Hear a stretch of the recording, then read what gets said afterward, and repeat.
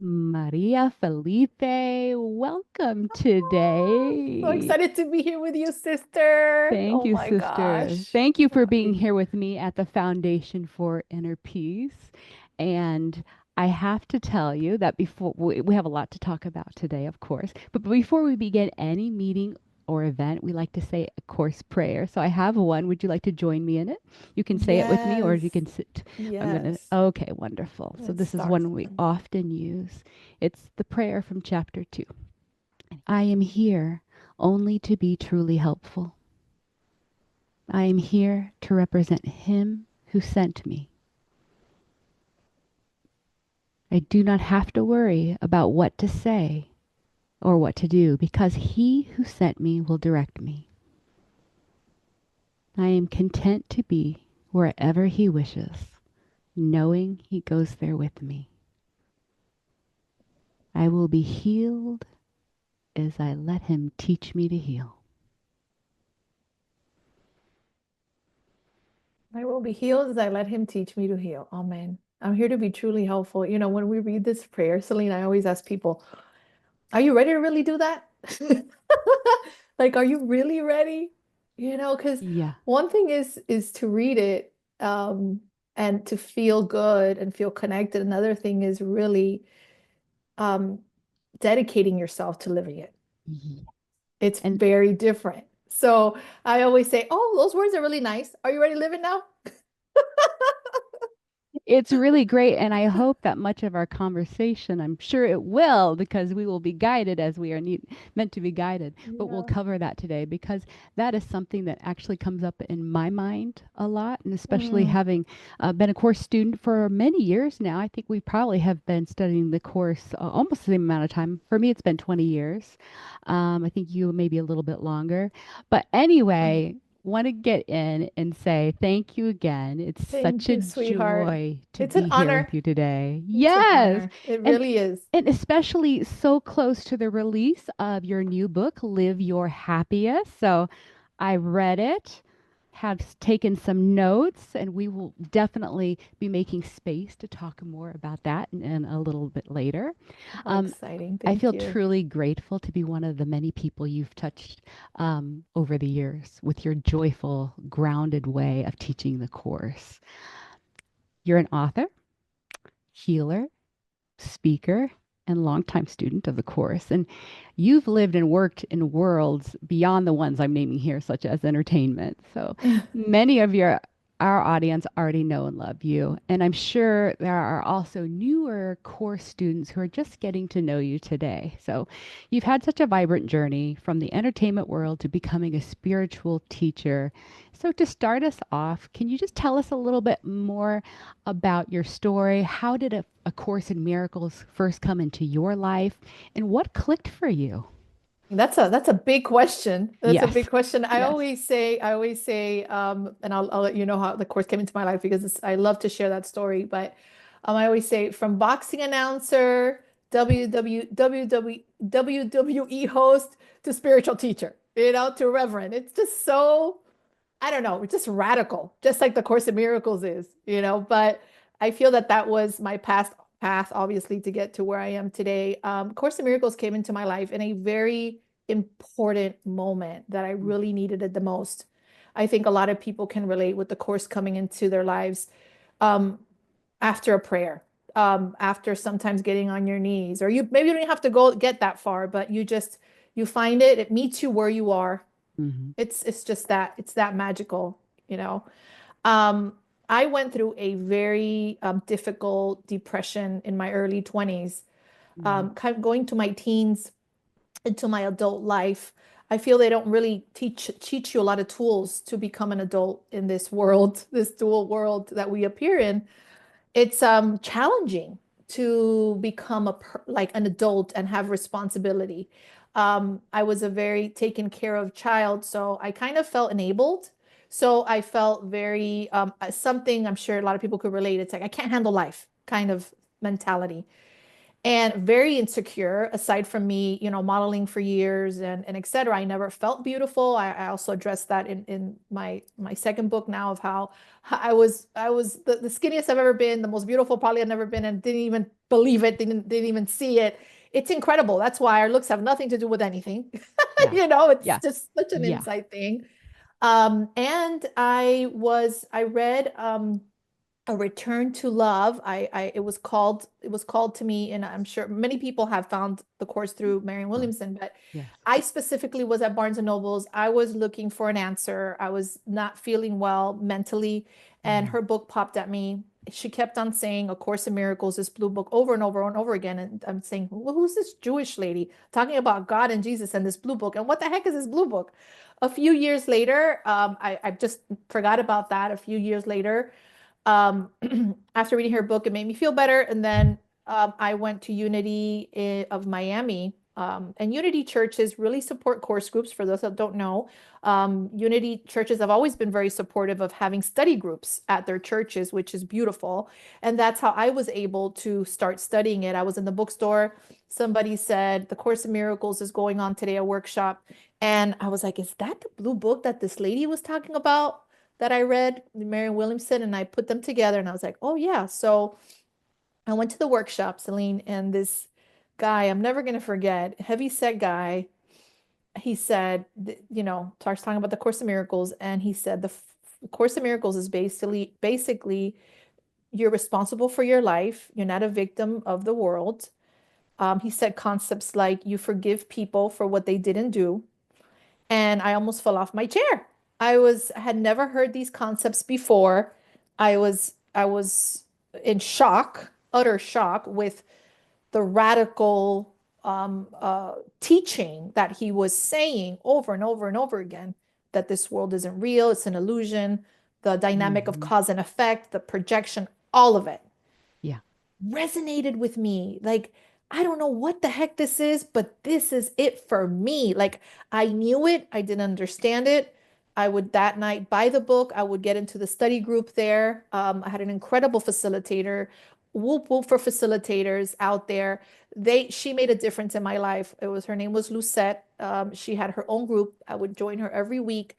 She would read a little bit, we would discuss, and that's how I found the course. And I wouldn't feel 100% right away, but the Course in Miracles gave me comfort. At the time I was an actor and TV host, Hmm. and I was working with WWF, which is now World Wrestling Entertainment, now Yeah. WWE.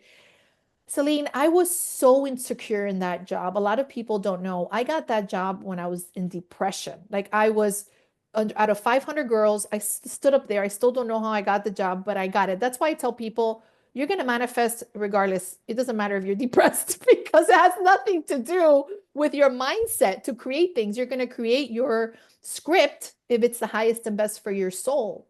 So I was in the worst time of my life. Manifested this incredible job, this incredible income, and I was a hot mess at the time.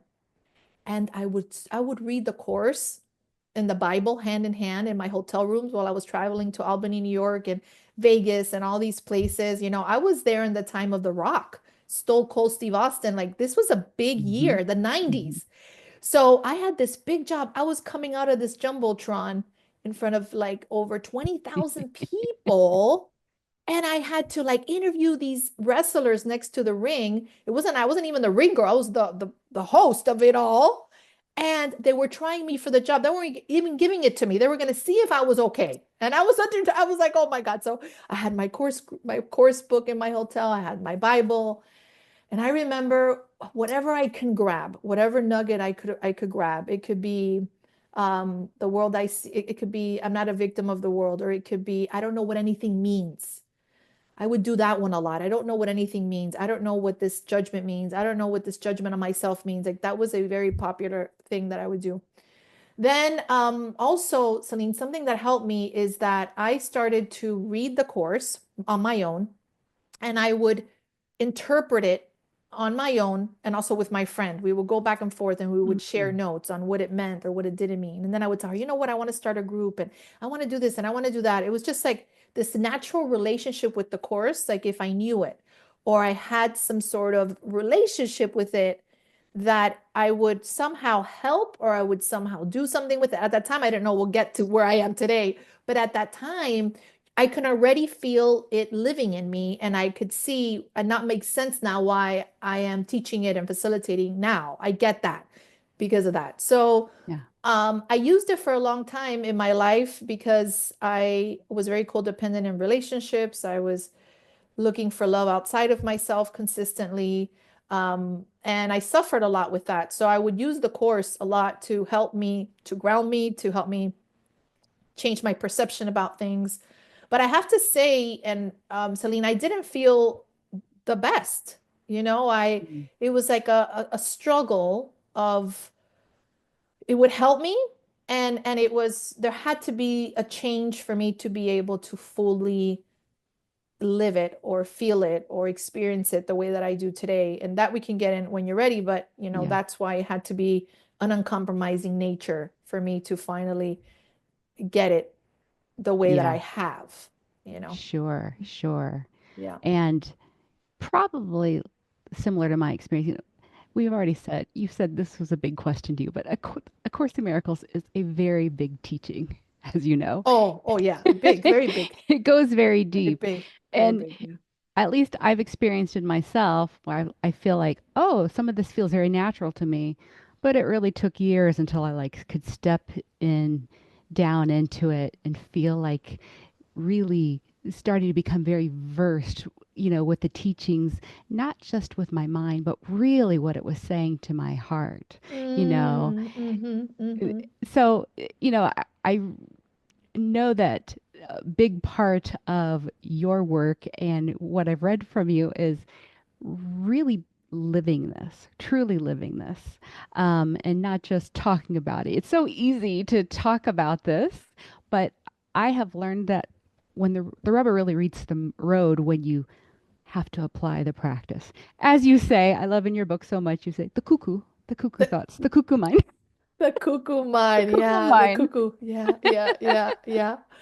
So, I had, Celine, the whole thing about the funny and the humor thing, I feel that it just makes things very light. I feel sometimes we can get too literal or too analytical about it. So I try to just bring the joy and make it fun. And actually, when I became a teacher of the course, or I started facilitating it, as I like to say, I remember when I had the call from Spirit to start doing it, and I suffered so much as an actor and so much as doing that, that when I said, if I'm going to be a teacher of God, I'm going to make it fun. I'm going to be myself, and I'm not going to make it matter. Like I'm just going to show up and teach and learn and facilitate, but I'm not going to let it define me. And that's where all that cuckoo and all the fun comes in, yes, or the lightness, is because that was my intention at the beginning, is that this doesn't define me. I'm going to make this fun, and I'm going to use my body, my vessel, to share a teaching, which is incredible, which is the Course in Miracles, which is what we're talking about today. yes. But I'm not gonna get enthralled in, I'm a teacher, this is important. Even my Hmm. books, I like to say my books don't define me. This whole thing doesn't define me. God defines me. And that's my constant thing, because Mm, I was so upset, so not upset, but just so disillusioned with the acting world, that I was like, I am not gonna redo that again. Like, it's not mm. happening. So that's Got where you. all that lightness comes in, and Yeah. joy. And I'm so glad that you brought this up because we're going to talk more about joy and being happy. But one thing that I've noticed in hearing you speak and also reading your work is that you have a gift, a way of really making it accessible and practical. So I think what you explained just answered my question about your approach for breaking down the course for everyday people who are trying to get through our lives with more peace. I mean, it's this authenticity that shines through. You're like, I'm just using myself, my vessel. And so that I can feel that very clearly in your work. And so, yeah, just Thank wanted to you. tell you that. Thank you. I appreciate that. Yeah, it's important for me. It's important for me to Yes. make it practical. Yes. Practical. Yeah. Yeah. So I want to go into a little bit more about this notion of happiness. Happiness Mm. can be such a loaded word for people. as you know, both of your books have the title Happy in it. Mm-hmm. A Course in Miracles mentions happy a few hundred times, I think like over It does. 300 times or It something like does. that. Yep. I think Jesus is trying to tell us something, I my think he's trying to sister, tell you my dear something. sister. And so, like it really started to make me think, well, what is it being happy? What does it really mean? You've said in both your books, happiness is our natural inheritance, Mm-hmm. right Mm-hmm. along there with A Course in Miracles message. Um, but for students who want to believe it, but don't really feel it, like, I mean, where what do you recommend? Or, what is it you would have to say to them about happiness? Because I think it goes deeper than just this external sense of happiness. We tend to think, our days being in the experience of the world, living in these human bodies, like, oh, we have happy moments. And then sometimes things happen, the storms come in, and we have sad moments. And so it is the experience in this world of duality to go up and down and up and down. And there's a tendency to think that happiness really has to do with what your external outcomes, what happens to you, then people are happy. So, what would you have to say about that in your You're so definition? cute. What would you have to say about this Yes, really big teaching yes, on yes, happiness, yes, yes. Maria? You're so cute. I just love you. Okay. Oh my God, I love this. I love this. Well, I was really guided just to real quick, just to remind everyone and what Celine just said about happiness, that the course says it over and over, and lesson 101 cannot say it any better. God's will for me is perfect happiness. Mm, Again, God's will for me is perfect happiness. God's will for me is perfect happiness. It's like, God's will God's will for me is my happiness, right? And then it says at the end, God's will for me is perfect happiness. This is the truth because there is no sin. mm, Again, right? God's will for me is perfect happiness. This is the truth because there is no sin. Now going back to your question of what is what's this, well, what is happiness and how is it to embody it? How is it to live it? Well, first, it's this right now, or I'm getting at with what I just read. God's will for me is perfect happiness. This is the truth because there is no sin. This is the truth. It's just there's nothing else. It's like love. You yeah, know, for me, yeah. happiness and love go hand in hand. It's just again our natural state, which you said the true nature. How do I feel it? I feel it by really having that willingness and having a deep trust. Right when you said happiness and how to live it, I was like, trust. That's it, baby. It's trust. Why? Because the course is helping us through its lessons and through the workbook to have, in modern terms, an epic relationship with the Holy Spirit. Like a powerful epic. That's the purpose, is to be able to have a very deep relationship with Holy Spirit so then we can have the memory of God again in our minds, that Mm, we've never left the mind of God. As many of us know, that God has nothing to do with this world. Thank you. Hallelujah. This is good news, right? It's like he holds us in such a pedestal of love and truth, that the separation isn't real, right? So the Holy Spirit, having an incredibly powerful connection with the Holy Spirit is what helps us experience more and more happiness. mm, And with that goes hand in hand trust. Why? Because when we begin to let go of control, of manipulation, of having the God complex, which is what I like to say, like we believe we yeah, know better than God, yeah, then we are not happy because we think that our plan is a better plan. So when something is happening and we say we don't want this to be the way that it is, we're in hell, we're choosing the ego. When we say I want this to be exactly the way it is, and how do I know I want it to be exactly the way it is because it is. That is trust. That is spirit. You're not fighting reality. Now people get a little confused. They're like, well, do I just be complacent, or do I just not do nothing? No, sweetheart, love moves. Love does, but get your cuckoo head straight. There it goes. Get your cuckoo head straight. Get those caca thoughts in order, which are the ego thoughts for me. yes, Get those in order so that you can have the memory of God again in your mind, and then you can have that conversation that comes from love. You can Mhm. write that email from a place of responsibility. You can create things in the world, but that come from a place of not lack.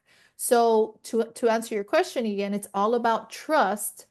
And how we have that trust is that beginning to cultivate that inner dialogue voice. I always say to everyone, the power to heal is within you. All the answers are within you. You just need to listen. And Judy was so good at that.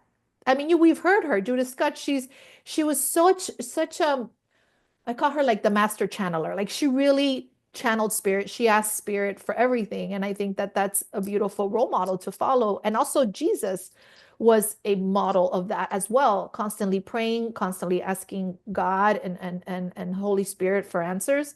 So the question is, why are we not doing this more? Yeah. Why are we, I mean, hello, it appears to be free, in this world of everything costs money, right? So it's like, why are we not doing this more? Yeah. So for the new students and people that probably have never heard this concept before, it's grabbing a journal and Mhm. it's asking the question, what should I do with my job? Should I quit my job, let's say, or what should I do? Holy Spirit, guide me on what where I should go from here. Do Mhm. you have any message for me today? And then you channel your own answer, baby, because guess what? You have a brilliant, incredible knowledge, infinite knowledge that is so loving and gentle that will tell you any direction you need to go to. The thing is that we doubt the voice. That's why trust comes in. We doubt the voice. We Yes. don't trust. So how do I know that what is happening is supposed to be? Is because it is. And when I Mm. say no to that, I am attacking. That's the attack. I'm not attacking God. I'm not attacking anything. I'm not attacking outside of me. I'm attacking myself because at some unconscious level, I think that I know better and I'm replacing God. Yeah. And my true self knows I don't want to replace God. Like you're my innocent self, my little girl Maria. She's like, I don't want to replace God, and you feel Yeah. bad. It Yeah. comes from a very innocent place. But we want to stop this God complex that we know better, that we know what's the highest and best, that we know we should be making more money, that we need to have that apartment, that I just, you know, again, Right. I'm giving examples. I just finished putting, not myself, but I hear these things like I just finished putting an application for a new home and I want to get approved or whatever. All these worldly stuff is great. Listen, I always say we live in a world. It's okay to want things. That's also something we get into because, Yeah. a lot of people feel guilty because, of course, says there is no world, but, we can't do it literal because it does appear that we are in one. Do you see me, Celine? I do. I see you too. And I see Yeah. that fire, so Yeah. I work from there. Yes. I'm very aware that this is not real. I know that Mm. because it can't be. There's just so much more. I know that vastness of love that's behind all this stuff, but not Yes. everybody's there yet. So No. we need to meet them where they are. So it's like, it's okay that you desire things because in this world, you're going to want to desire and it's not bad. God's will for you is happiness, not punishment, but let's get our heads straight and let's not let it define us. And also, let's not fight reality. How do I not know that what's happening isn't the best thing ever? Yeah. Even though it's a shit show, let's say, Right. Yes. right? But how do we not know it's the best thing ever? We don't know. We don't know. Going back to I don't know what anything means. Yes. Oh, There all it right. is. You give you a little bit of a break. Drink. Oh, I think we have the same Yeti cup. How funny. Um, another thing. We I know just the so our color, viewers, the color, we and keep I'm finding. always drinking when I'm having these come up always in my interviews, just because since I'm talking, I get thirsty. So this is like my sidekick on on the show, by the way, I always. just had to say it. It made me chuckle because I'm like, oh, we keep finding all these commonalities between us, and that's It's just true. one other. But True. okay, so what you said there, you said many things there. I was like, oh yeah, that's good, that's good, that's good. So let me I'm see if sorry, I should have stopped. I should stop. no, no, you were on a roll. You said we exactly what you needed to say. It was really good. Let me just try to unpack hopefully a couple of things that I heard so we can go down deep. First of all, that beautiful course quote that you read in the beginning from the lesson, God's will for me is perfect happiness. I would say that's definitely the qualifier there. It's not just happy, it's perfect happiness. I mean, God, as we are learning through the course, is perfect love, oneness. So this perfect happiness has got to be something that runs, that is so much more deep beyond this identity and this experience of the world. You know, there Mhm. was, you said this a couple of times in your books in different ways, but I think there was an interviewer once who asked you, well, can you like be happy all the time? And you were like, yeah, yeah. And you know, that's why I wanted you to unpack, because yeah, when things happen, as you say, the caca comes up, the stuff comes up, and we'll get into how there's beauty in that. There's, because that's really where the practice is, the lesson is. But when it comes up, it's this idea of, okay, well, you know, I heard my boyfriend say this a lot at times. He's also a spiritual student. No mud, no lotus, right? So Yeah, I love that. talk a little bit more about this idea of the stuff, the caca, that comes up that helps us bloom our lotus. Like, how do we begin using this? Oh my gosh. See, well, the stuff, and the reason I have to take a breath is because I think we can all relate to having, I call them in my first book actually, big deals.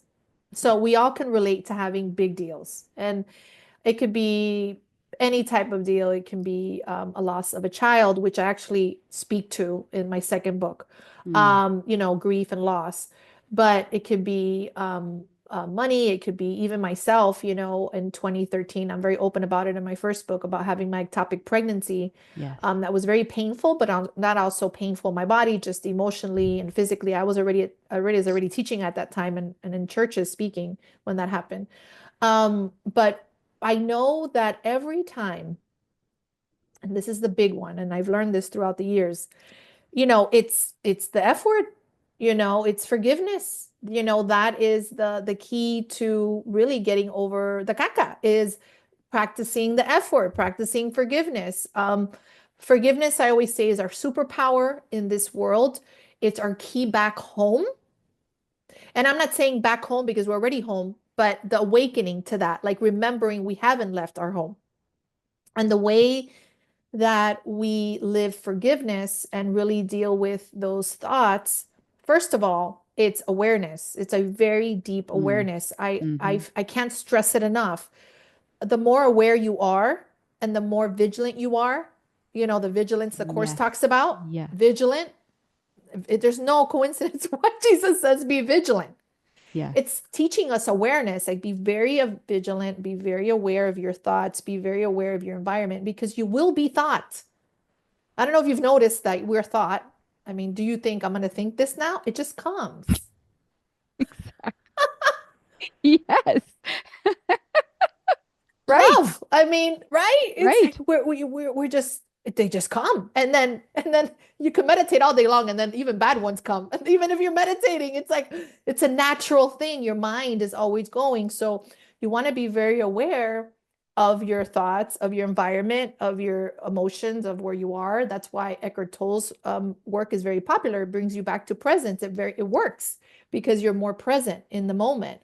So that is important for stopping the mind. And then, which is something I've discovered these past few years that has just accelerated it and accelerated forgiveness for me, is the practice of non-judgment, is Mm, not judging. The more that we don't judge what is, the more freedom we have. And the more that we let go of our grievances and question them and then notice that they're not true is the key to overcoming all the obstacles we have in life. mm, So when we don't judge, we it brings us into the miracle. So when we're not judging, we are basically the miracle is a change of perception from fear to love. So where there's fear, the fear is the judgment. yeah. So when you don't have Yeah. judgment and it's neutral, I don't know what anything means. Hello, I don't know what anything means, makes it neutral. And then from there, then you experience the miracle with the non-judgment, the same for forgiveness. And the less judgmental we are, the happier we are. Yes. Maria, how can I be happy if my kid has an illness? Maria, or how can I be happy if um, I'm going through this distress at work? Well, you're going to live it anyways, whatever that is. It's part of the plan for your awakening, Mm-hmm. right? You're going to live it. So if you're going to live it anyways, why don't you live it differently? Mm. Do you know, like you're going to get from A to Z. Yeah. So how about you live that non-judgmental and with a good attitude, with a peaceful attitude, as best as you can. It's not going to be easy. I can't sit here and say that this is easy. And I get it. I Yeah. get these bad times. I've had really rock bottom times, and a lot of people know them because I've exposed them and I've shared Yes. them. The Yes. ego likes to have private thoughts. I like to let them out. I like everybody to know the private thoughts Your liberation. because, yeah, because the ego can mess with me when I share my private thoughts. Yeah. Yeah. So there's authenticity there, but Yes, it is. the more that we it's just it's not bad, and it's part of the journey, and we're going to live it. So I always at least for me, it's like if I'm going to live this anyways, I'm going to live it in a way that is less judgmental, less victimized, taking more responsibility, and try and making it as happy as I can. Yes. And when I forget, because we will, Yes. we choose again. We give ourselves grace. I Mm. can't see it enough when I'm doing one-on-one sessions with people of how, and it's crazy. It's like they're down and they're kicking themselves when they're down. I was like, come on, please. Yeah. Time for grace. You know, you're going through something really hard, and I get you. I meet you there. I know that what you're going through is very, very hard and very, very real for you. It's time for grace. It's time for compassion. So whoever's watching this now, it's Celine, and they're going through a rough time. It's okay. And love yourself through it versus make yourself wrong. Or, you know, I'm sure you hear this a lot because you're in the community and you hear so many things. It's like people say, why can't I get this? Or I've been studying the course, and why did I Mm. get it wrong? Like, why am I not, why did this happen? If I'm, it doesn't, one thing has nothing to do with the other. Right. We Yeah. will forget. Yeah. So yeah. Oh, you said so many gems there.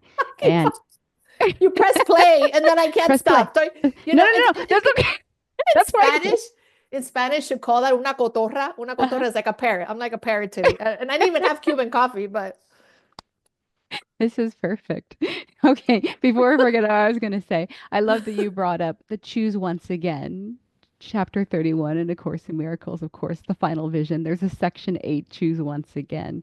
And one of the passages is, I am as God created me. His son can suffer nothing, and I am his son.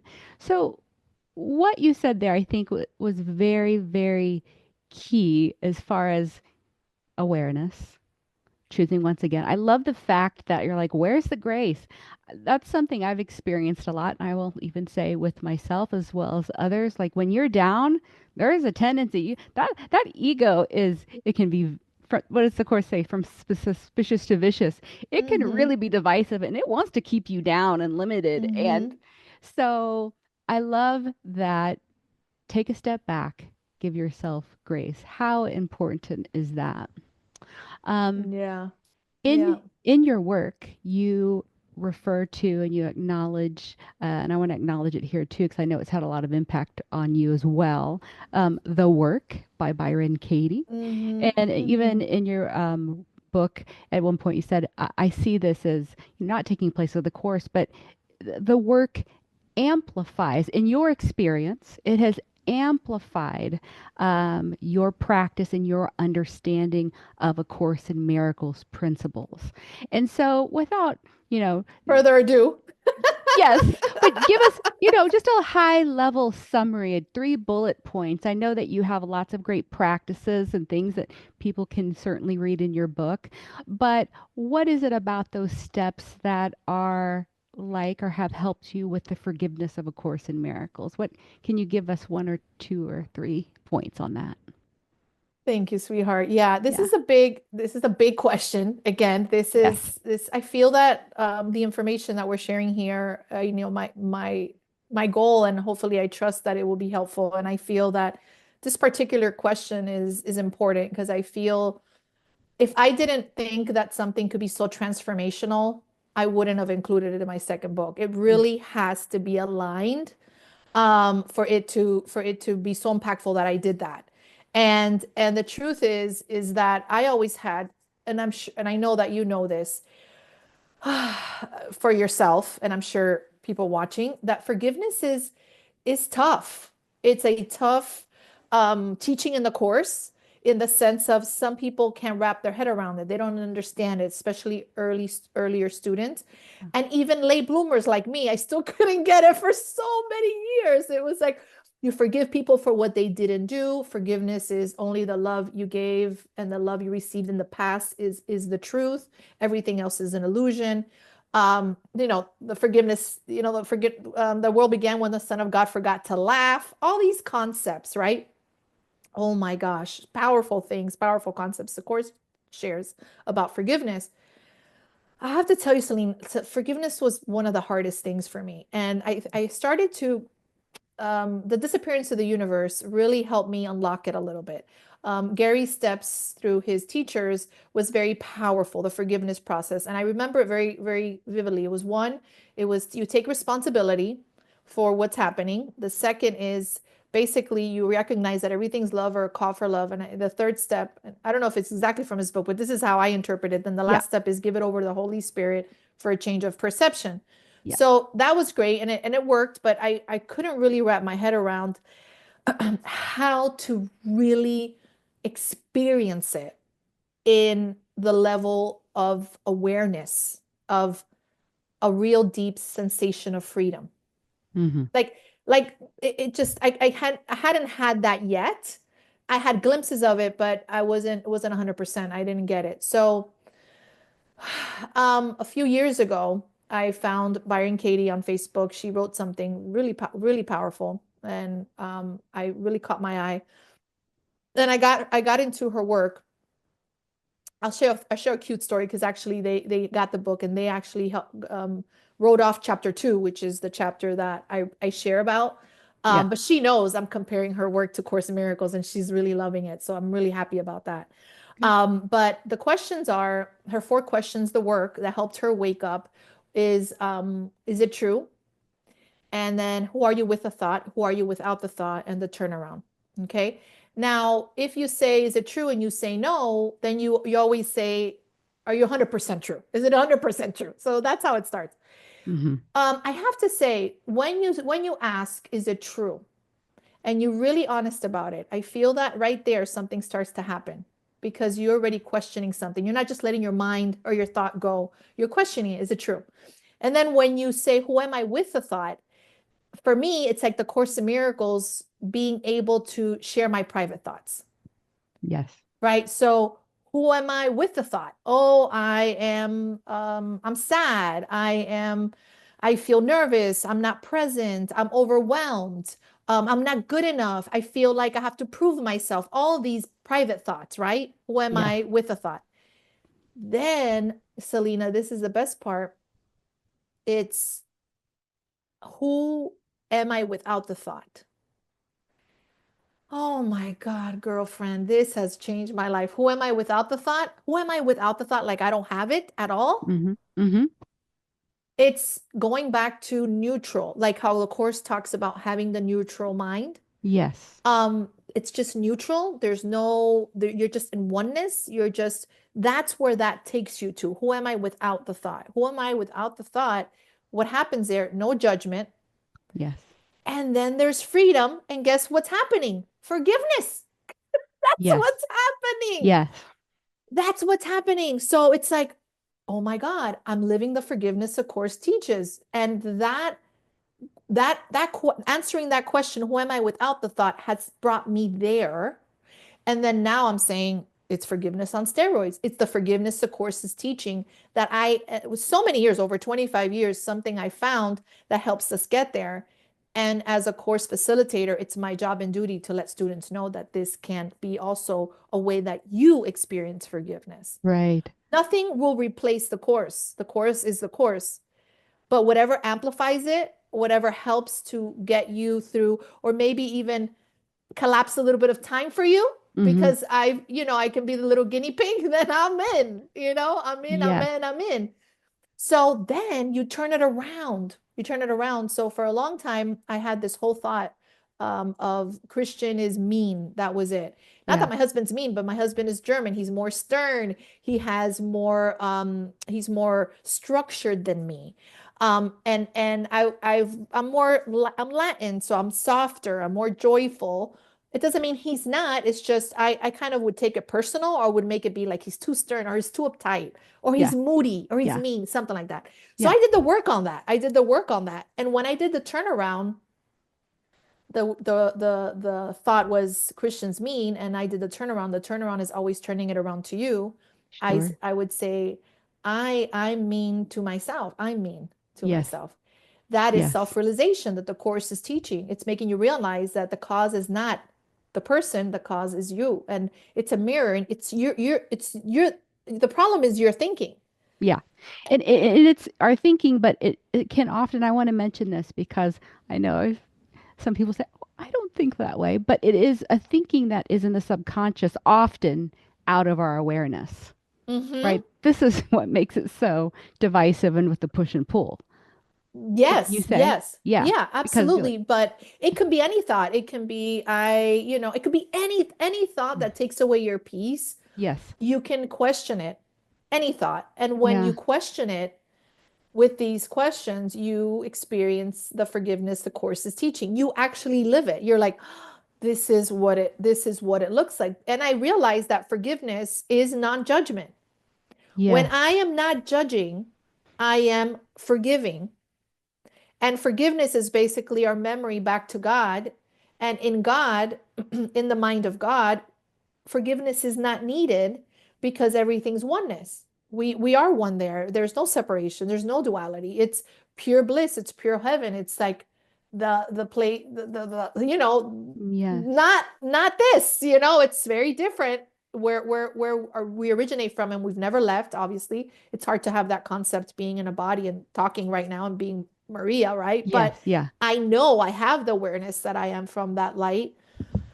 And when I don't have judgment, I'm able to experience that oneness in my body.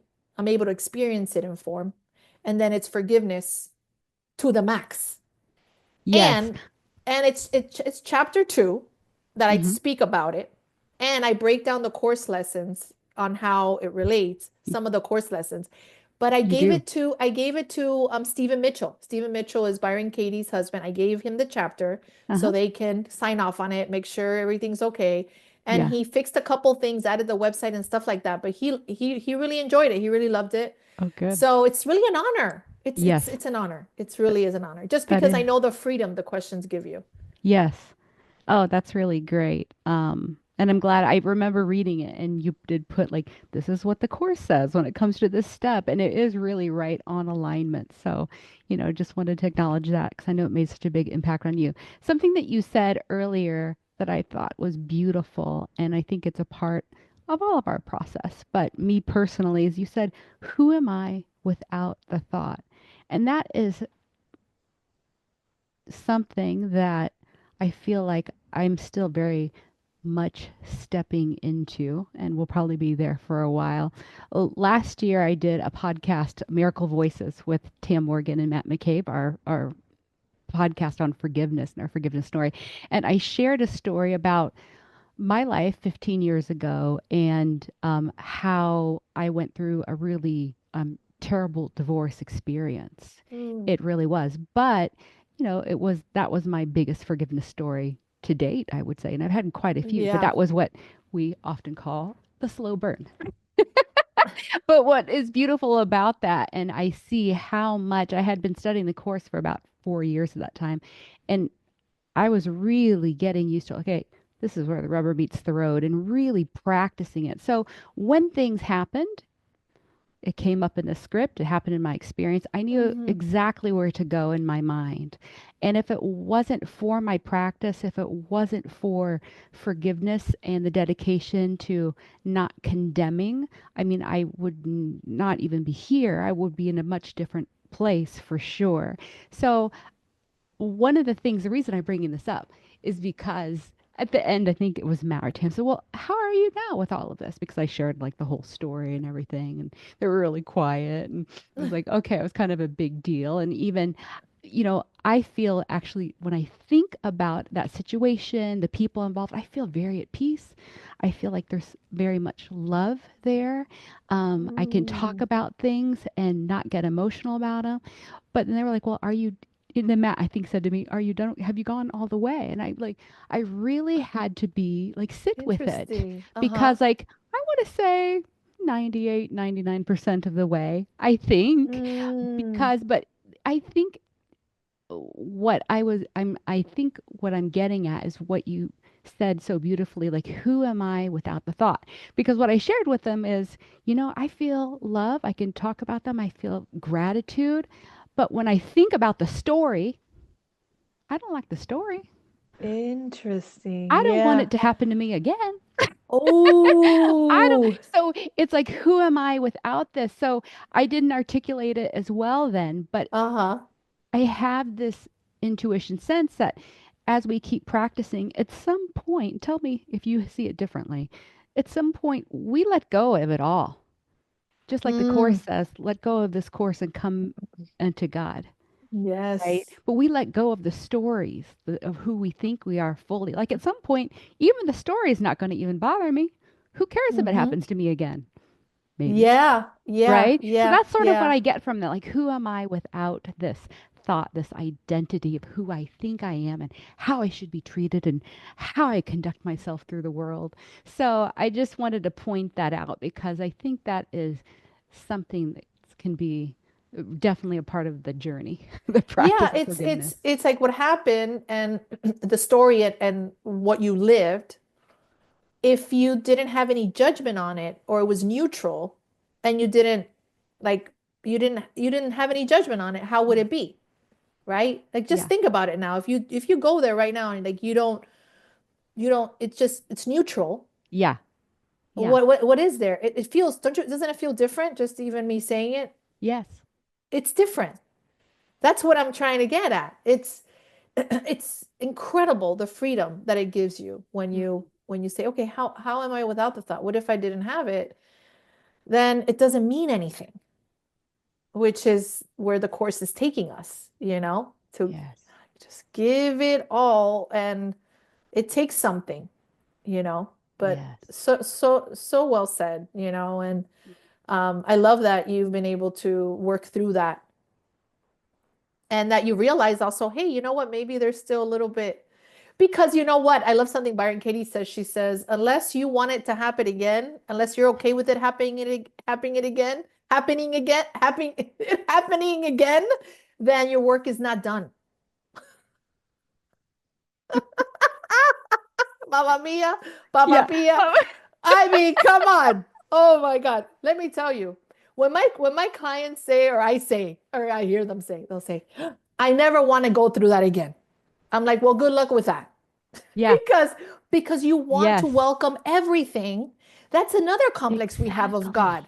It's like I Exactly. never want to go through the nasty divorce.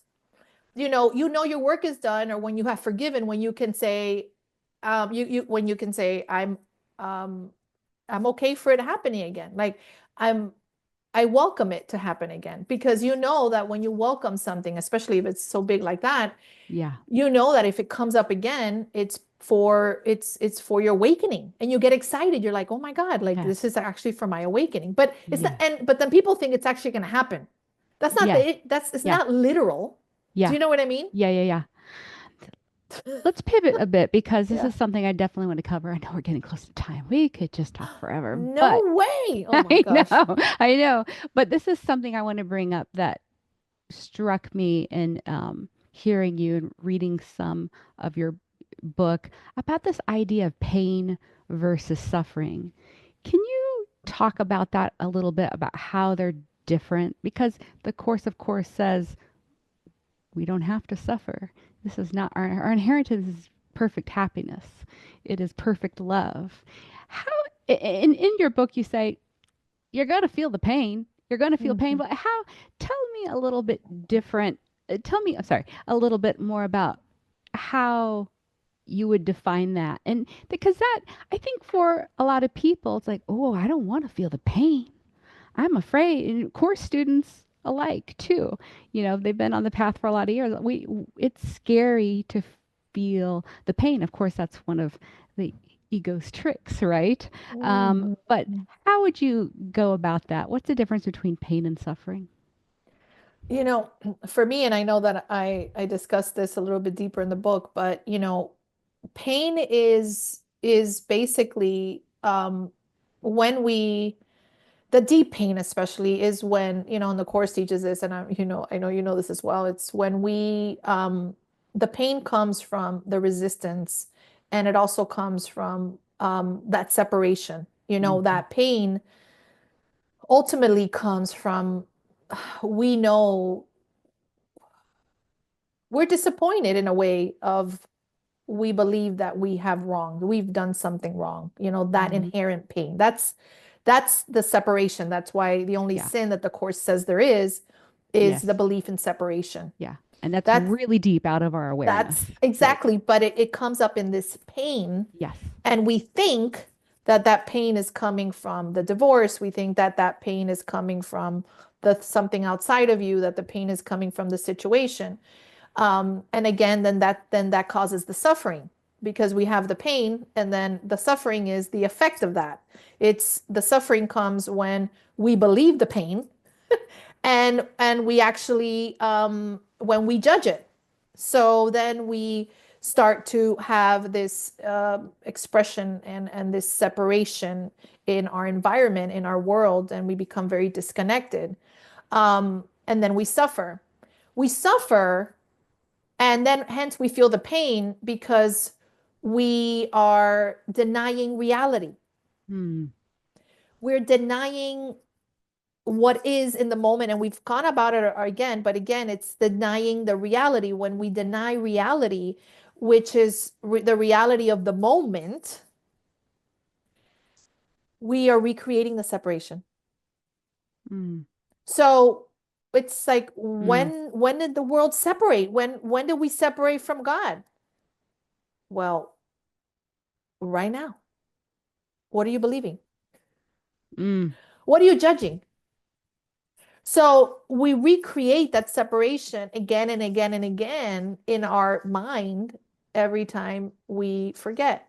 And then we remember again, right? Yeah. So the pain comes from this deep self-hatred that we believe that we have separated from our Father and we're bad, Yeah. right? Yes. Yes. And I get then it. the suffering is an effect of that.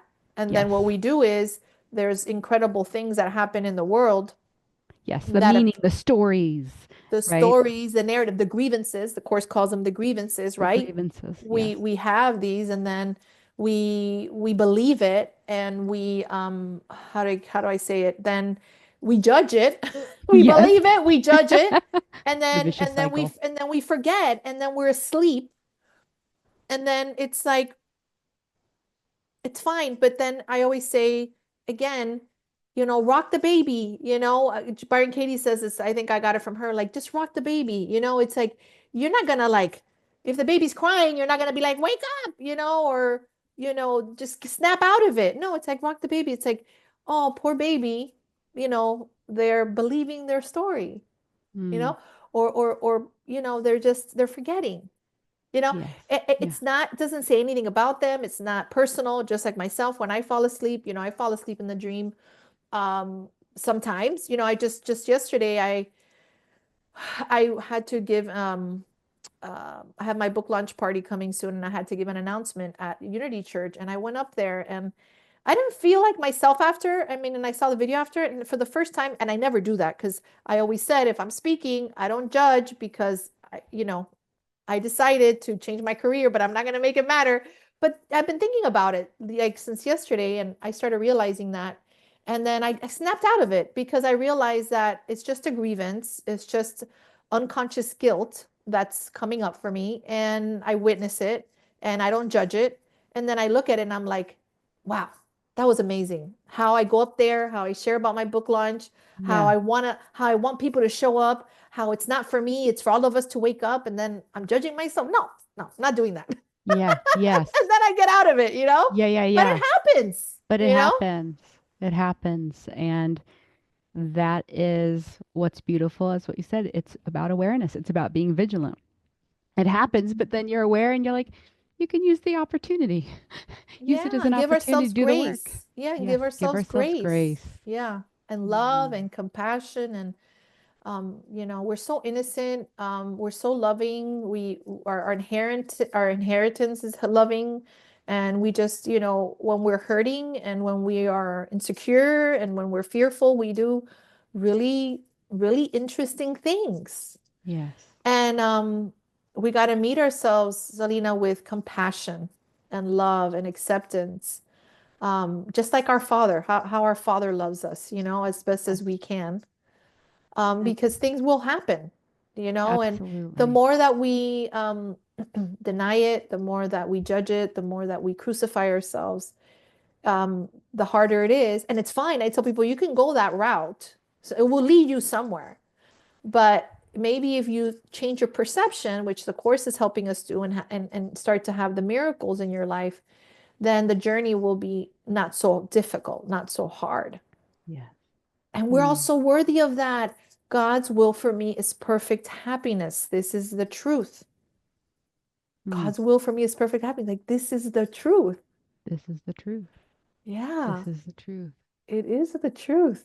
How we walk home. Whew, what a It is the truth. miracle worker you are. And thank you for sharing your miracle work. I was looking here in chapter one, the meaning of miracles, and we were talking about these opportunities coming up in section three, atonement miracles.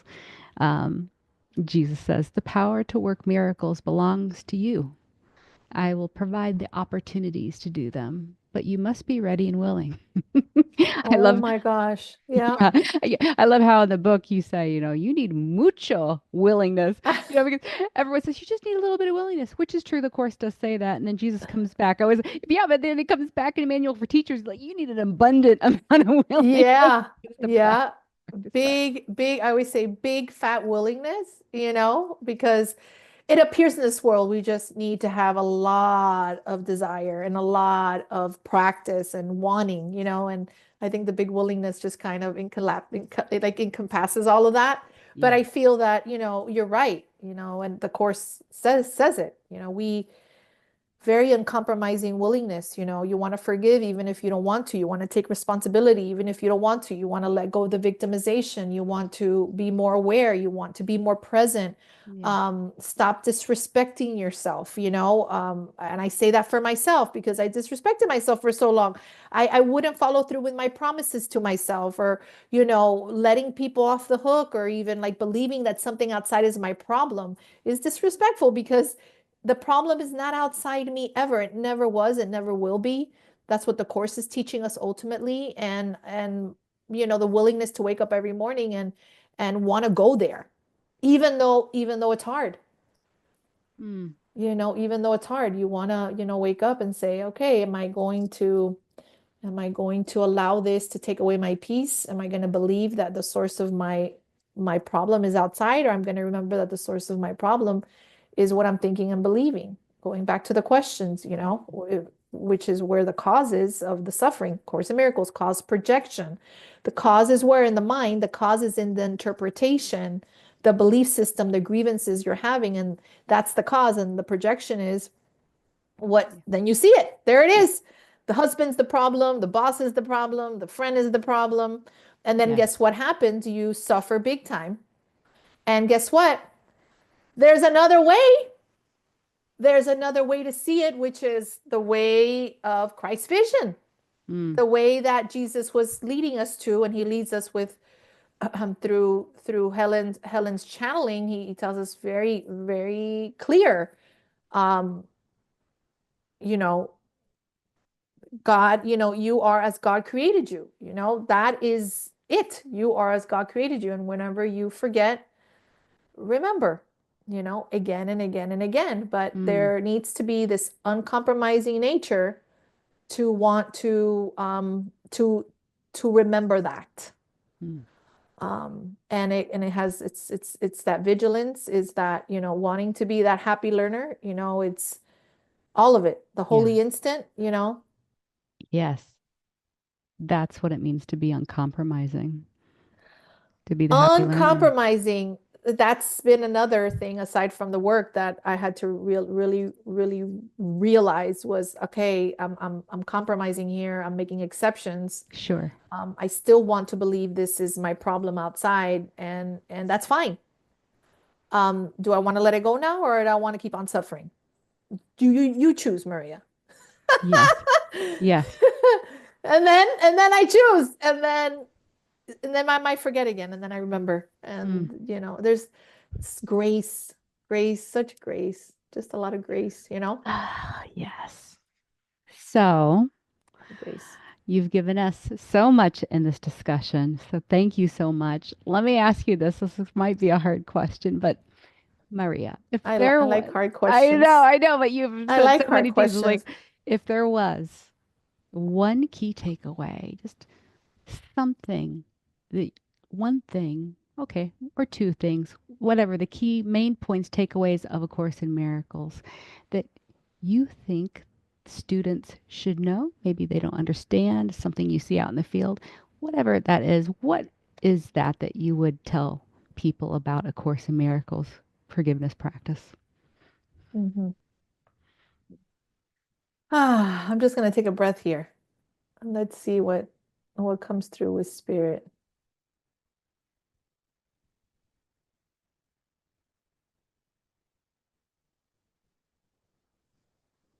Selena, the love is so deep. That's why I have to pause and really like go internal. Yeah.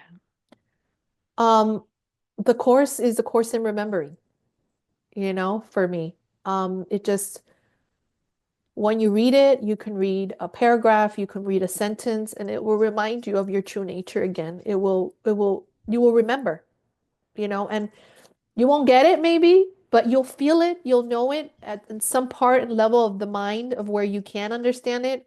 It Yeah. will meet you there. Yeah. Um, what I've learned is that I can definitely live my life and live it happier and live this experience of what appears to be in this dual world differently, with the tools that it gives me, which is the forgiveness practice that I so didn't diligently apply in my relationship with my husband, and in my role as a mother, in my deep relationship with myself, and really Mm, being intimate with myself. Intimacy with me is um, connection with my Holy Spirit, with my inner voice, with that higher self, um, consistently, without reservation, and pure acceptance of what is in the moment, that the course has taught me. mm. And um, yeah, this, this right here is everything, Thank you. you know? Yes. And I love what you said about when you said you read it, you may not understand it, but it brings you back to something. And I think that is true to so many people who know there's something beautiful, there's a memory, there's something within that it just connects and it makes sense. I may not understand it with my mortal mind yet, but it takes me home. There's an ancient memory of home. It's like in chapter 26, the transition. section of the laws of healing.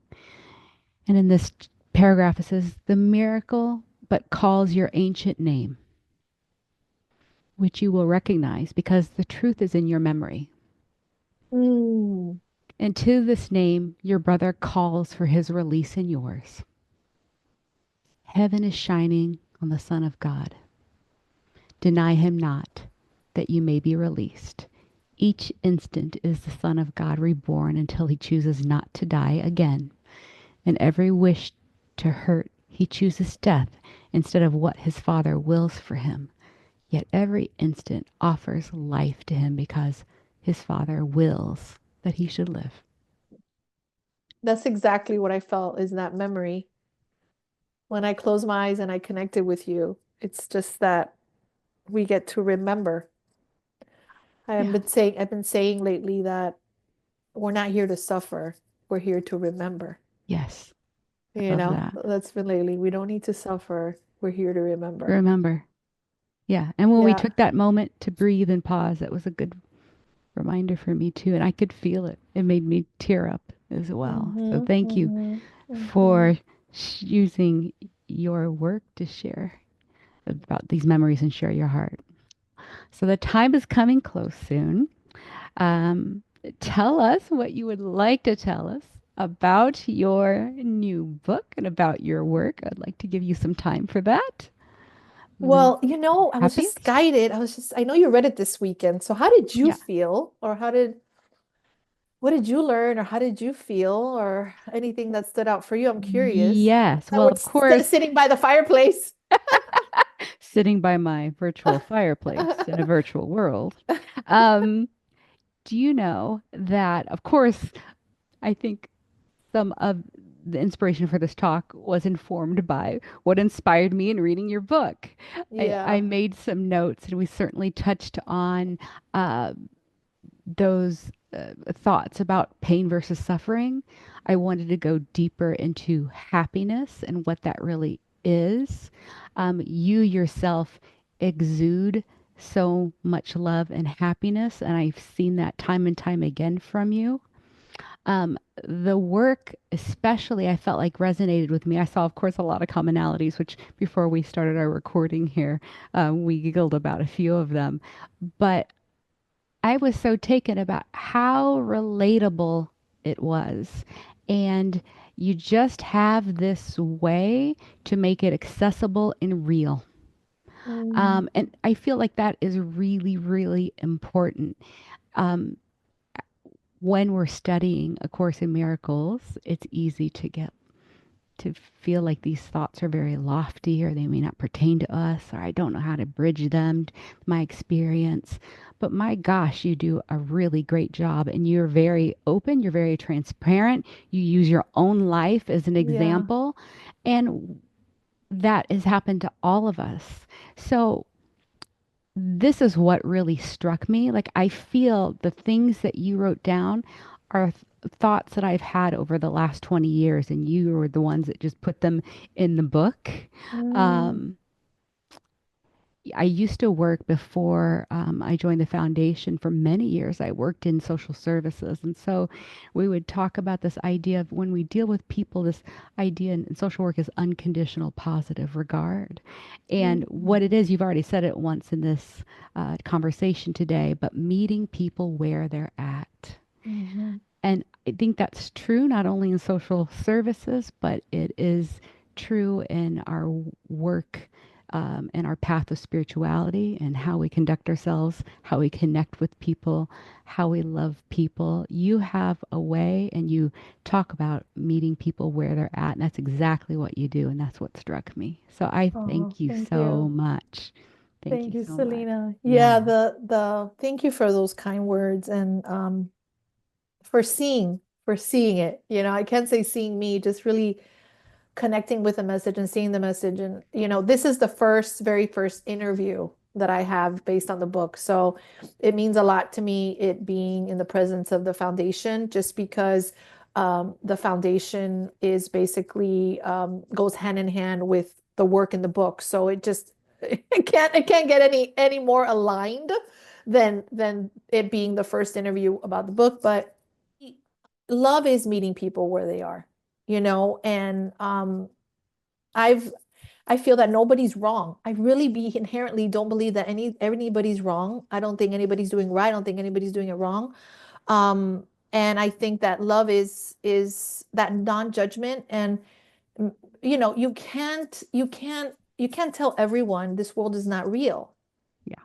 It's not kind sometimes. People are not going to get it. Love is remembering that for them and meeting them where they are with love, or this whole thing, and I get into it too in one of the chapters about which I loved talking about, which was manifesting. The whole manifesting thing in the Course in Miracles, and how the Course doesn't talk about manifesting, and I relate to that, but I feel that sometimes people really take it literal, the course. And when I mean that, I mean very in the head, which is fine, and Yeah. intellectual, and which is not bad. It's brilliant. Everybody has their own way of learning. For me, I like to work with stories. I like to work with people, what they're going through. Being able to meet them and not make them wrong because they're making the world real, or because they want to Yeah. make more money, or Of that's not course. God. That's also not the course. You know, I just feel that sometimes people are getting a little confused, which is fine. But I want everybody, especially with the chapters and how I've addressed everything, is just really getting down to a deep acceptance, but also with really addressing that we're really not a victim of the world.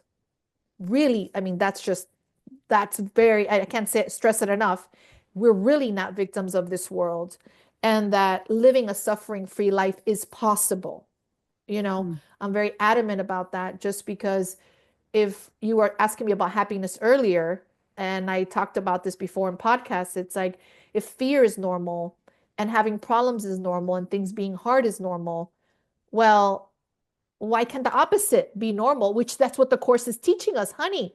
See, Holy Spirit, Jesus is saying, honey, you don't need to suffer so much, you know, and be careful with your mind wandering. It's like, Yes. why Yes. can we experience the opposite? Why can't we experience easy's normal? Why can't we experience that living suffering-free life is normal? That's Hmm. why the subtext is a practical guide to living a suffering-free life, a practical guide to living. I mean, and Yes. very, very Yes. practical.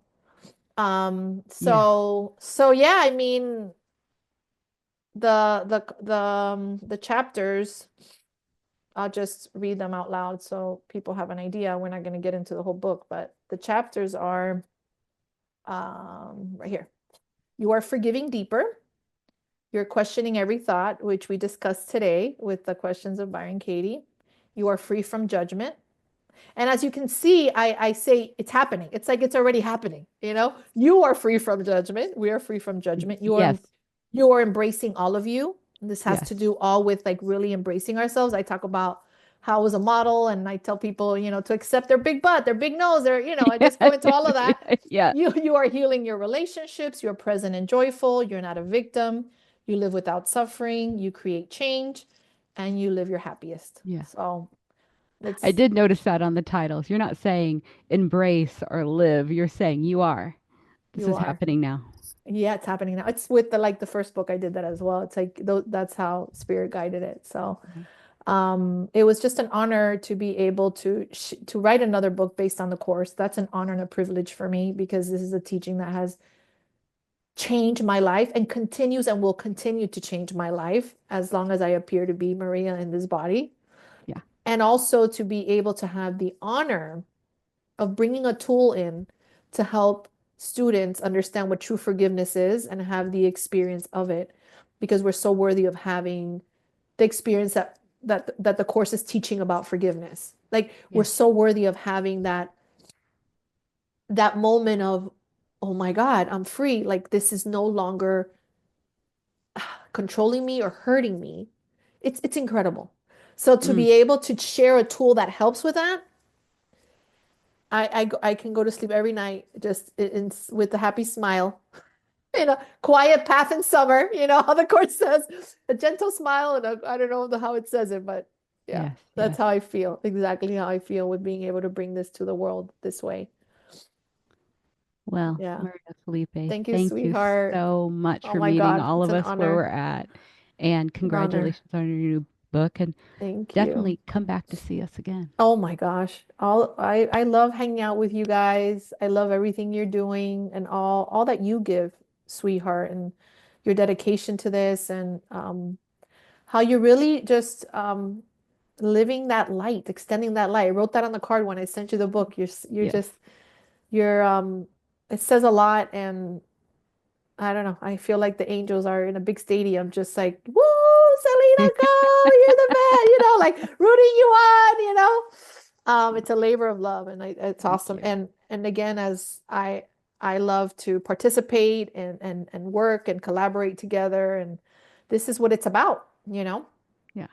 So Well, thank you so much. thank Beautiful you. conversation on Course with Maria Felipe. And we Oh, look thank so you. forward to having you again. Thank you, everyone. We have to leave on the happy train. Ready? Yes. Yeah. Ready? Choo Choo choo choo choo. choo. Come on, everybody, join us on the happy train. Okay, one more time. Ready? Ready? Choo Choo choo. choo.